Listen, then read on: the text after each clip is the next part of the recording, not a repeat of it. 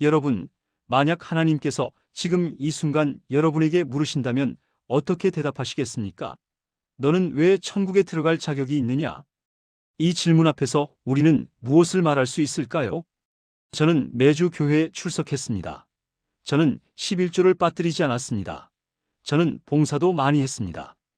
이렇게 대답하고 싶은 유혹이 생깁니다. 그러나 바로 이 순간 우리는 복음의 핵심에서 멀어지고 있는 것입니다.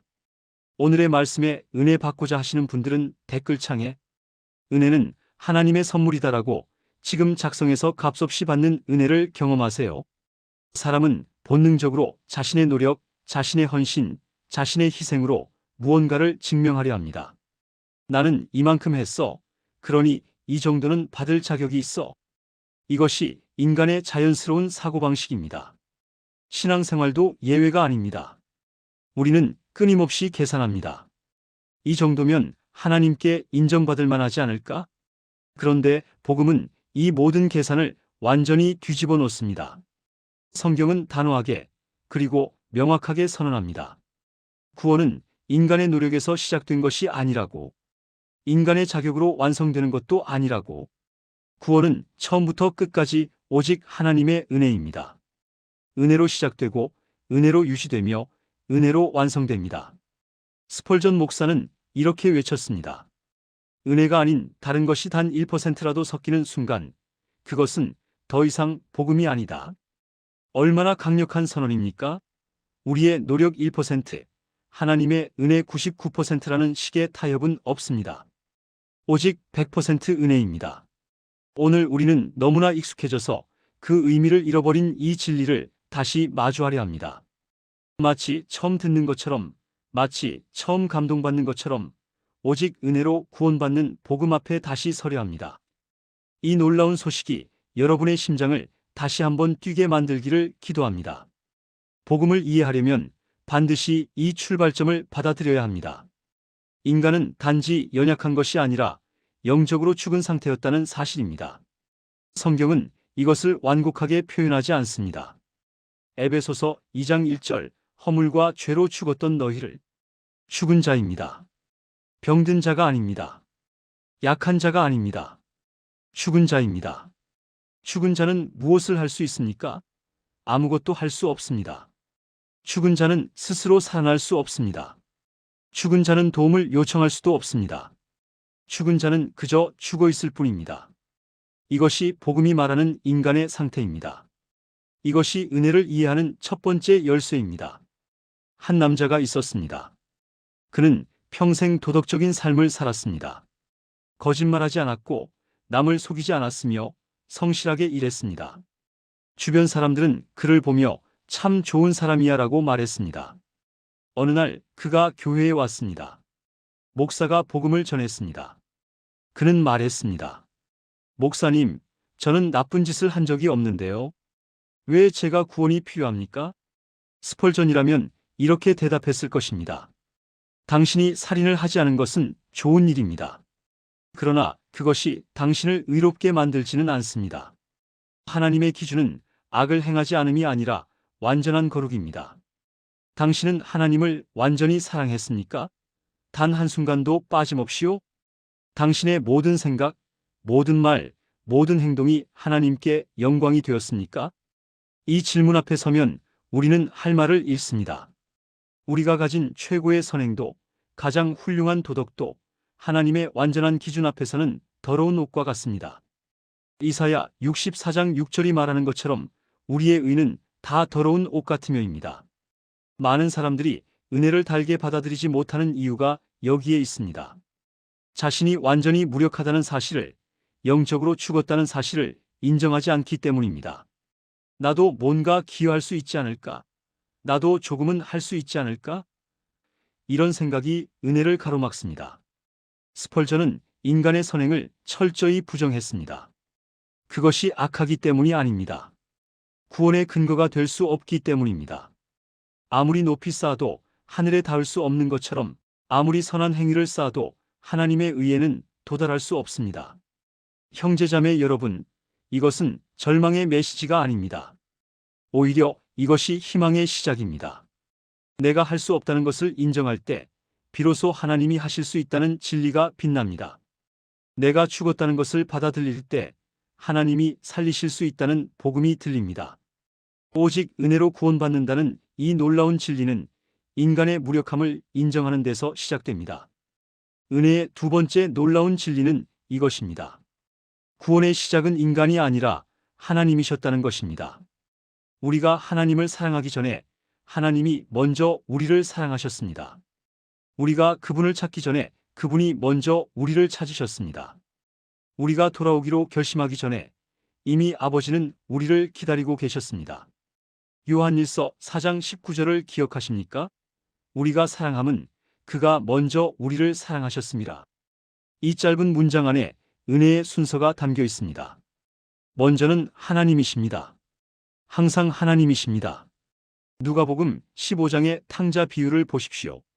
아들이 돌아오기로 결심했을 때 아버지가 무엇을 하고 있었습니까? 아버지는 이미 기다리고 있었습니다. 매일 길을 바라보며 기다리고 있었습니다. 아들이 멀리서 보일 때 아버지가 무엇을 했습니까? 달려갔습니다. 달려가서 안았습니다. 아들이 준비한 참회의 말을 다 하기도 전에 아버지는 이미 용서하고 축하하고 있었습니다. 한 여성이 있었습니다. 그녀는 오랜 세월 하나님을 멀리했습니다. 세상의 쾌락을 쫓았고 죄 가운데 살았습니다. 그러다 인생의 바닥을 경험했습니다. 모든 것을 잃었습니다. 절망 가운데서 그녀는 생각했습니다. 이제라도 하나님께 돌아가야 하나? 하지만 하나님이 나 같은 사람을 받아주실까?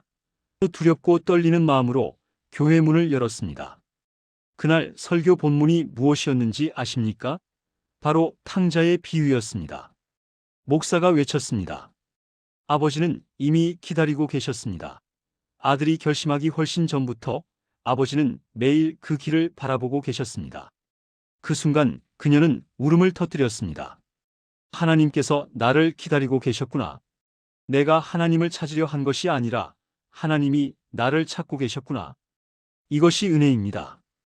은혜는 우리의 요청이 아니라 하나님의 결정입니다. 은혜는 우리의 각성이 아니라 하나님의 선제적 사랑입니다. 우리가 회개하기로 마음먹기 전에 이미 하나님은 구원의 길을 준비하고 계셨습니다. 스펄전은 이것을 값없이 주어졌지만 가장 비싼 선물이라고 표현했습니다. 우리에게는 값이 없었습니다. 우리는 단 한 푼도 지불하지 않았습니다. 그러나 하나님께는 값이 있었습니다. 십자가 위에서 피로 지불되었습니다. 하나님의 아들의 생명으로 지불되었습니다. 은혜는 싸구려가 아닙니다. 은혜는 우주에서 가장 비싼 것입니다. 다만 우리에게 공짜로 주어졌을 뿐입니다. 이것이 얼마나 놀라운 역설입니까? 하나님께는 가장 값비쌌지만 우리에게는 전혀 값이 들지 않았습니다. 형제자매 여러분, 오늘 여러분이 신앙을 가지고 있다면 그것은 여러분이 하나님을 선택했기 때문이 아닙니다. 하나님이 먼저 여러분을 선택하셨기 때문입니다. 여러분이 교회에 나온 것도, 복음을 들은 것도, 믿음을 가지게 된 것도 모두 하나님의 선제적 은혜입니다. 이 진리가 우리를 얼마나 겸손하게 만듭니까? 동시에 얼마나 감사하게 만듭니까? 은혜는 추상적인 개념이 아닙니다. 은혜는 역사 속의 구체적인 사건입니다. 그 사건의 이름은 십자가입니다. 갈보리 언덕 위에서 두 강도 사이에 달린 십자가, 거기서 은혜는 피로 쓰여졌습니다. 예수 그리스도의 죽음을 보십시오. 이것은 순교자의 영웅적 죽음이 아니었습니다. 이것은 죄의 형벌을 대신 받는 대속의 죽음이었습니다. 하나님의 아들이 범죄자처럼 십자가에 달리셨습니다. 하늘과 땅의 창조주께서 피조물의 손에 못 박히셨습니다. 생명의 근원이신 분이 죽음을 맛보셨습니다. 왜 이런 일이 일어나야 했습니까? 왜 하나님의 아들이 이토록 참혹한 방법으로 죽으셔야 했습니까? 답은 하나입니다. 죄가 그만큼 심각하기 때문입니다. 죄의 값이 그만큼 크기 때문입니다. 인간의 죄는 하나님의 아들의 피로만 해결될 수 있는 그 정도로 무거운 것이었습니다. 스펄전은 십자가 앞에서 이렇게 외쳤습니다. 저 피를 보라. 저것이 당신의 죄의 대가다. 하나님의 아들이 죽으셔야 했다. 그런데도 당신은 여전히 죄를 가볍게 여기겠는가? 십자가는 하나님의 사랑을 보여주지만 동시에 죄의 끔찍함도 보여줍니다. 많은 사람들이 십자가를 사랑의 상징으로만 봅니다. 물론 십자가는 사랑의 상징입니다. 그러나 그것이 전부가 아닙니다. 십자가는 정의의 상징이기도 합니다. 십자가는 죄가 반드시 심판받아야 한다는 것을 보여줍니다. 다만 그 심판을 예수님이 대신 받으신 것입니다. 한 젊은이가 물었습니다. 왜 하나님은 그냥 용서하시면 안 됩니까? 왜 이렇게 복잡하게 아들을 보내서 죽게 하셔야 합니까? 이것은 중요한 질문입니다. 많은 사람들이 같은 의문을 가집니다. 답은 이것입니다. 하나님은 사랑이시지만 동시에 거룩하신 분입니다. 하나님은 죄를 그냥 눈 감아 주실 수 없습니다. 만약 하나님이 죄를 심판하지 않으신다면 하나님은 의로우신 분이 아닙니다. 만약 하나님이 죄를 가볍게 여기신다면 하나님은 거룩하신 분이 아닙니다. 그러나 하나님은 또한 인간을 사랑하시는 분입니다. 죄인을 멸망시키고 싶지 않으신 분입니다. 그래서 하나님은 이 두 가지를 모두 만족시키는 놀라운 방법을 계획하셨습니다. 하나님 자신이 인간이 되어 오셔서 인간의 죄를 대신 지시고 인간 대신 심판을 받으신 것입니다. 로마서 3장 26절이 말하는 것이 바로 이것입니다. 이는 자기의 의로우심을 나타내려 하심이니 곧 이때에 자기의 의로우심을 나타내사 자기도 의로우시며 또한 예수 믿는 자를 의롭다 하려 하심이라. 하나님은 의로우신 분으로 남으시면서 동시에 죄인을 의롭게 만드는 길을 여셨습니다. 그 길이 십자가입니다. 스펄전은 십자가 없는 은혜를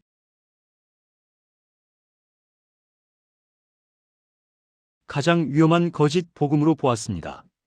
십자가를 통과하지 않은 은혜는 위로일 수는 있어도 구원은 아닙니다. 오직 십자가에서 흘린 피만이 은혜의 유일한 근거입니다. 형제자매 여러분, 오늘 십자가를 보십시오. 거기서 하나님의 사랑과 정의가 만났습니다. 거기서 은혜와 진리가 만났습니다. 거기서 여러분의 구원이 완성되었습니다. 십자가 없는 은혜는 없습니다. 십자가가 바로 은혜입니다. 오직 은혜로 구원받는다는 말이 가지는 가장 급진적인 의미는 무엇일까요? 그것은 인간의 자랑이 설 자리를 완전히 제거한다는 것입니다. 에베소서 2장 8-9절 너희는 그 은혜에 의하여 믿음으로 말미암아 구원을 받았으니 이것은 너희에게서 난 것이 아니요 하나님의 선물이라 행위에서 난 것이 아니니 이는 누구든지 자랑하지 못하게 함이라. 누구든지 자랑하지 못하게 함이라. 이 구절을 주목하십시오. 구원이 은혜로만 이루어지는 이유 중 하나는 자랑을 제거하기 위함입니다. 만약 구원에 우리의 노력이 1%라도 들어간다면 우리는 그 1%를 자랑할 것입니다. 만약 구원에 우리의 선택이 조금이라도 기여한다면 우리는 그 선택을 내세울 것입니다. 한 교회에 두 사람이 있었습니다. 한 사람은 과거에 심각한 죄를 지었던 사람이었습니다. 마약, 폭력, 사기, 온갖 악한 일을 다 저질렀습니다. 그러나 복음을 듣고 극적으로 변화되었습니다. 그는 늘 감사하며 살았습니다. 나 같은 죄인을 구원하신 하나님의 은혜가 너무 감사합니다. 다른 한 사람은 평생 교회에 다녔던 사람이었습니다. 어릴 때부터 신앙생활을 했고 큰 죄를 지은 적도 없었습니다. 그는 자신의 신앙을 자랑스러워했습니다. 나는 어릴 때부터 하나님을 섬겼어. 한 번도 교회를 떠난 적이 없어. 나는 충성된 종이지. 이 두 사람 중 누가 은혜를 더 잘 이해하고 있을까요? 놀랍게도 첫 번째 사람입니다. 왜냐하면 그는 자신이 완전히 은혜로 구원받았다는 것을 알기 때문입니다. 두 번째 사람은 은혜를 말하지만 마음 깊은 곳에서는 자신의 충성을 자랑하고 있습니다. 스펄전은 자랑하는 신앙을 가장 경계했습니다. 은혜를 말하면서도 자신을 드러내는 신앙은 은혜를 모독하는 신앙이다. 은혜 앞에서 인간은 그저 받은 자일 뿐입니다. 가진 것이 아무것도 없는 거지가 왕의 선물을 받은 것과 같습니다. 누가복음 18장의 바리새인과 세리의 기도를 기억하십니까? 바리새인은 기도하며 자신을 자랑했습니다. 하나님이여 나는 다른 사람들 곧 토색, 불에 간음을 하는 자들과 같지 아니하고 이 세리와도 같지 아니함을 감사하나이다. 나는 일에 2번씩 금식하고 또 소득의 11조를 드리나이다. 그러나 세리는 멀리 서서 감히 눈을 들어 하늘을 쳐다보지도 못하고 다만 가슴을 치며 말했습니다. 하나님이여 불쌍히 여기소서. 나는 죄인이로소이다. 예수님은 누가 의롭다 하심을 받았다고 말씀하셨습니까? 세리였습니다. 은혜는 우리의 성취를 인정하지 않습니다. 은혜는 우리의 노력을 평가하지 않습니다. 은혜는 우리가 아무것도 아님을 전제로 합니다. 이것이 자존심에 얼마나 큰 타격입니까? 인간은 무엇인가 기여하고 싶어 합니다. 나도 뭔가 했어라고 말하고 싶어 합니다. 그러나 구원을 설명할 때 우리는 내가라는 말을 사용할 수 없습니다. 하나님이로만 시작해야 합니다. 하나님이 계획하셨습니다. 하나님이 보내셨습니다. 하나님이 죽으셨습니다. 하나님이 살리셨습니다. 하나님이 믿게 하셨습니다. 하나님이 구원하셨습니다. 모든 공로는 하나님께 있습니다. 형제자매 여러분, 이것이 불편하십니까? 자존심이 상하십니까? 그렇다면 아직 은혜를 제대로 맛보지 못한 것입니다. 진정으로 은혜를 경험한 사람은 자랑할 생각조차 하지 않습니다. 오직 감사와 찬양만 남습니다. 은혜를 강조하다 보면 위험한 오해가 생길 수 있습니다. 은혜로 구원받으니까 내가 어떻게 살든 상관없겠네. 이것은 은혜를 완전히 왜곡하는 생각입니다. 디트리히 보네퍼는 이것을 값싼 은혜라고 불렀습니다. 은혜를 방종의 핑계로 사용하는 것입니다. 그러나 성경이 말하는 은혜는 결코 값싼 것이 아닙니다. 은혜는 반드시 변화를 낳습니다. 참된 은혜는 반드시 회개를 낳습니다. 은혜를 경험한 사람은 죄를 미워하게 되고 하나님을 사랑하게 됩니다. 변화 없는 은혜는 은혜가 아닙니다. 디도서 2장 11-12절을 보십시오. 모든 사람에게 구원을 주시는 하나님의 은혜가 나타나 우리를 양육하시되 경건하지 않은 것과 이 세상 정욕을 다 버리고 신중함과 의로움과 경건함으로 이 세상에 살고. 은혜가 무엇을 합니까? 우리를 양육합니다. 경건하지 않은 것을 버리게 합니다. 의롭게 살도록 이끕니다. 스펄전은 은혜를 거룩을 향해 사람을 밀어내는 능력이라고 설명했습니다. 은혜는 단순히 죄를 덮어주는 담요가 아닙니다. 은혜는 죄에서 벗어나게 하는 힘입니다. 은혜는 죄를 용서할 뿐 아니라 죄를 미워하게 만들고 죄에서 돌아서게 만듭니다. 한 청년이 있었습니다. 그는 교회에 다니기 시작했고 복음을 들었습니다. 예수 그리스도를 믿기만 하면 구원받는다는 말씀을 들었습니다. 그는 기뻐하며 믿었다고 고백했습니다. 그런데 그의 삶에는 아무 변화가 없었습니다. 여전히 같은 죄를 지었고 여전히 세상 사람들과 똑같이 살았습니다. 목사가 그에게 물었습니다. 자네의 삶에 무엇이 달라졌나? 그는 대답했습니다. 아무것도요. 하지만 괜찮지 않나요? 저는 은혜로 구원받았잖아요. 행위는 상관없다고 하셨잖아요. 목사는 슬픈 표정으로 말했습니다. 자네는 은혜를 오해하고 있네. 은혜는 행위를 무의미하게 만드는 것이 아니라 선한 행위를 가능하게 하는 것이네. 자네의 삶에 변화가 없다면 자네가 경험한 것은 진짜 은혜가 아닐 수 있네. 야고보서 2장 17절이 말합니다. 행함이 없는 믿음은 그 자체가 죽은 것이다. 은혜로 구원받지만 그 은혜는 반드시 행위로 나타납니다. 은혜는 선한 행위의 뿌리입니다. 우리는 행위로 구원받는 것이 아니라 구원받아서 행위를 하는 것입니다. 바울은 에베소서 2장 10절에서 이렇게 말합니다.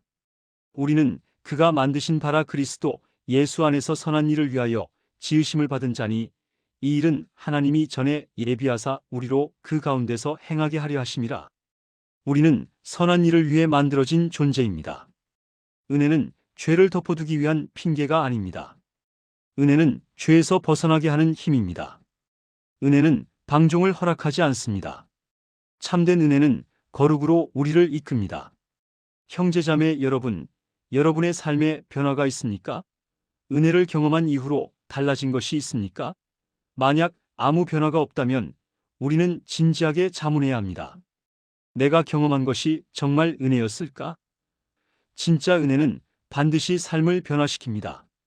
나는 너무 자주 넘어져요. 나는 여전히 죄를 지어요. 그런데도 내가 구원받았다고 확신할 수 있을까요? 이것은 많은 성도들이 가진 깊은 고민입니다.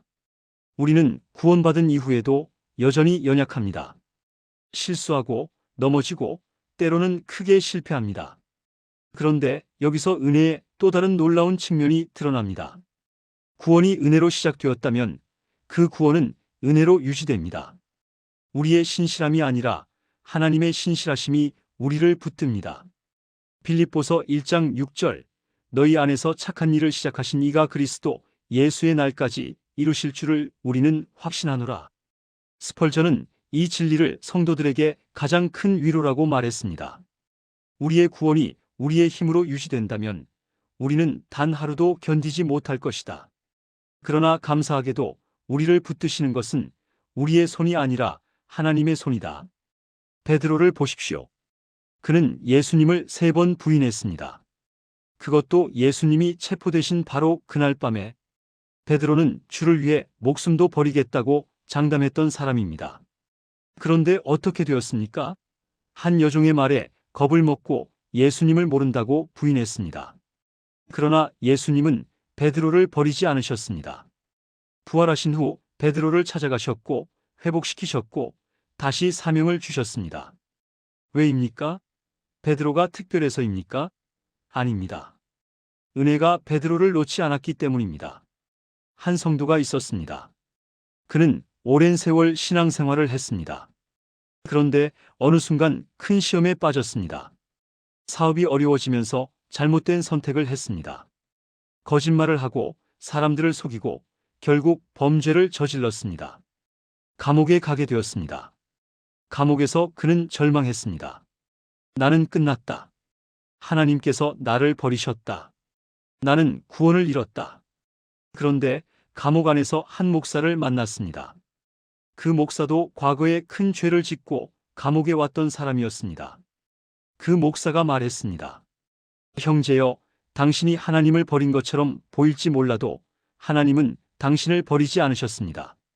당신의 신실함으로 구원받은 것이 아니라 하나님의 은혜로 구원받았다면 하나님의 은혜가 당신을 끝까지 붙들 것입니다. 지금 회개하십시오. 돌아오십시오.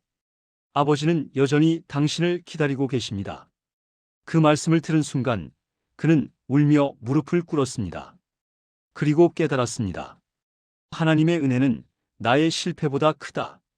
하나님의 사랑은 나의 죄보다 깊다.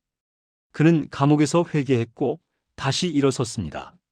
나중에 출소한 후 그는 더욱 강한 신앙으로 주님을 섬겼습니다.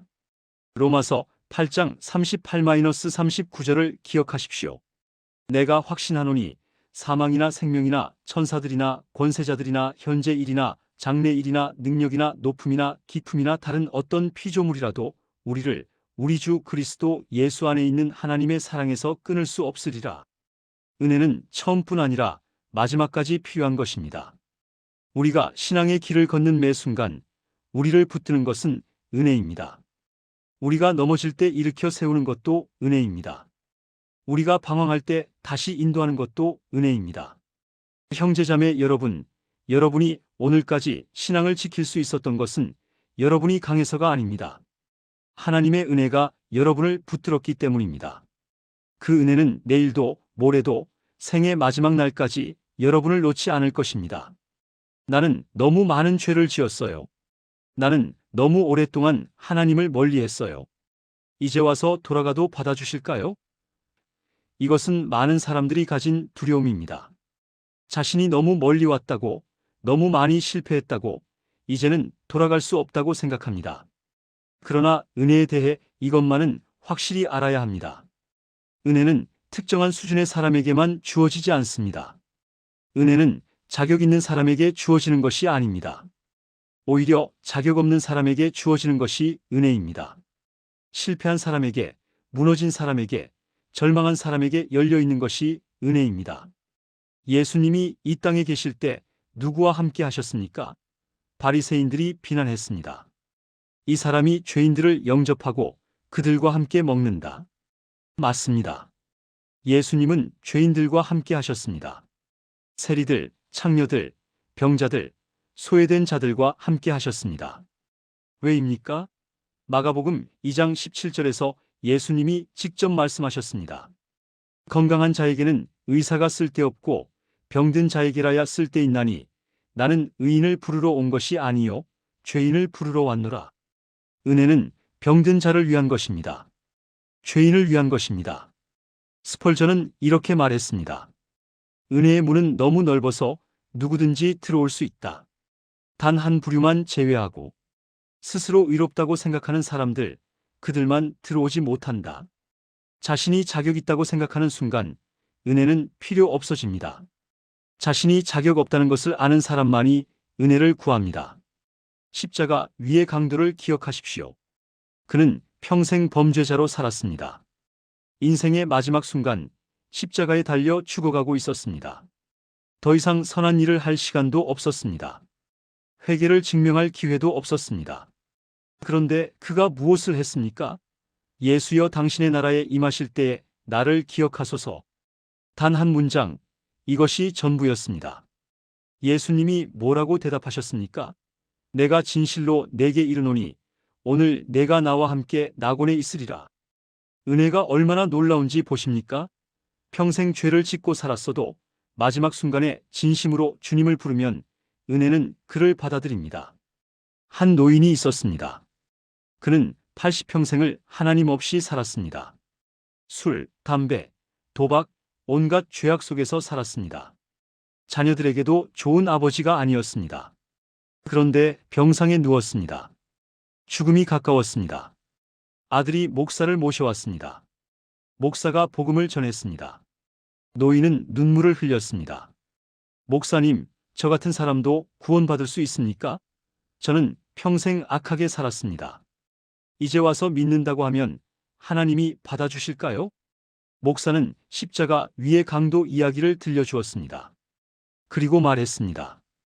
은혜는 당신이 얼마나 오래 신앙생활 했는지를 묻지 않습니다. 은혜는 당신이 진심으로 주님을 부르는지만 묻습니다. 지금 예수님을 믿으십니까? 노인은 고개를 끄덕였습니다. 믿습니다. 예수님, 이 죄인을 불쌍히 여겨주소서. 일주일 후 그는 세상을 떠났습니다. 그러나 평안한 얼굴로 떠났습니다. 자녀들은 놀라워했습니다. 아버지가 변하셨어요. 마지막 며칠은 완전히 다른 사람 같았어요. 이것이 은혜의 능력입니다. 형제자매 여러분, 당신이 누구든 무엇을 했든 얼마나 멀리 갔든 은혜의 문은 여전히 열려 있습니다. 자격이 없다는 사실을 아는 사람일수록 은혜에 더 가까이 있습니다. 오늘, 지금 그 문으로 들어오십시오. 은혜의 마지막 그리고 가장 아름다운 결과는 자유입니다. 오직 은혜로 구원받는다는 진리는 우리를 완전히 자유롭게 만듭니다. 어떤 자유입니까? 증명해야 한다는 부담에서의 자유입니다. 인정받아야 한다는 강박에서의 자유입니다. 잘해야 사랑받는다는 두려움에서의 자유입니다. 율법 아래 있는 사람은 늘 불안합니다. 내가 충분히 했나? 이 정도면 하나님께 인정받을 수 있나? 끊임없이 자신을 점검하고 평가하고 채점합니다. 신앙생활이 무거운 짐이 됩니다. 예배는 의무가 되고 기도는 할 일 목록이 되고 봉사는 점수 쌓기가 됩니다. 그러나 은혜 아래 있는 사람은 다릅니다. 그는 이미 사랑받았다는 것을 압니다. 이미 받아들여졌다는 것을 압니다. 이미 하나님의 자녀가 되었다는 것을 압니다. 그래서 그의 순종은 인정받기 위함이 아니라 사랑에 대한 응답입니다. 갈라디아서 5장 1절 그리스도께서 우리를 자유롭게 하려고 자유를 주셨으니 그러므로 굳건하게 서서 다시는 종의 멍에를 매지 말라. 은혜는 우리를 종의 위치에서 아들의 위치로 옮겨놓습니다.